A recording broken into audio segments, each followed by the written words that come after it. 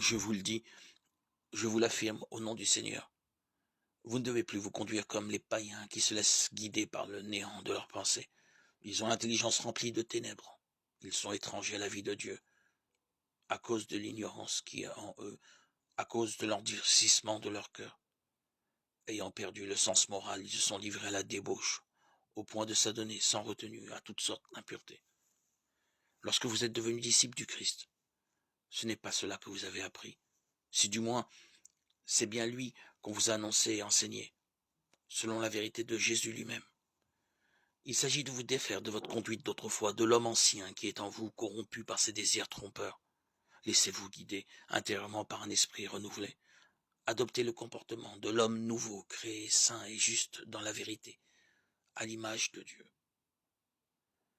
Débarrassez-vous donc du mensonge et dites tous la vérité à votre prochain, parce que nous sommes membres les uns des autres. Si vous êtes en colère, ne tombez pas dans le péché. Avant le coucher du soleil, mettez fin à votre emportement. Ne donnez pas prise aux démons. Que le voleur cesse de voler, qu'il se donne plutôt de la peine pour travailler honnêtement de ses mains afin d'avoir de quoi partager avec celui qui est dans le besoin. Aucune parole mauvaise ne doit sortir de votre bouche. Mais s'il en est besoin, dites une parole bonne et constructive, bienveillante pour ceux qui vous écoutent. En vue du jour de votre délivrance, vous avez reçu en vous la marque du Saint-Esprit de Dieu. Ne le contristez pas. Faites disparaître de votre vie tout ce qui est amertume, emportement, colère, éclat de voix ou insulte, ainsi que toute espèce de méchanceté.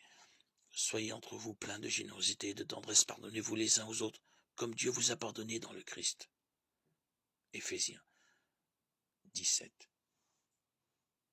32.